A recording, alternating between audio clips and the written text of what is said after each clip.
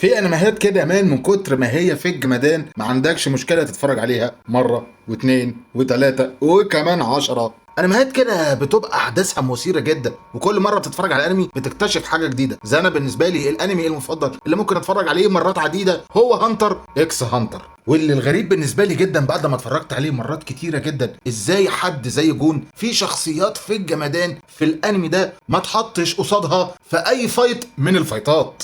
زي مثلا سيلفا زولدك اللي هو المفروض ابو كلوة، اكتر اساسن بيتخاف منه في الانمي تقريبا، فتخيلوا بقى في فايت كده ضد جون. او مثلا ايزاك نترو اللي هو واحد من افضل النين يوزر تقريبا في الانمي، اللي اخرنا كده شفناه بس وهو بيدرب جون. وتخيل بقى كمان كورولو لوسيفر اللي اصلا النين ابيليتي بتاعته ان هو يستيل النين بتاعت خصمه، اللي طبعا بتخليه يقدر يفايت كذا حد في نفس الوقت. وواحد من اكتر الشخصيات اللي تقدر تعتبرها من اقوى الشخصيات في عالم الانمي هو ميرمي ملك النمل، اللي عنده النين ابيليتي بتاعت الساينسز الامان كانت هتبقى هوبا سكالوبا حاجه كده في الجمدان لو دخل كده 1 فيرسس 1 ضد جو.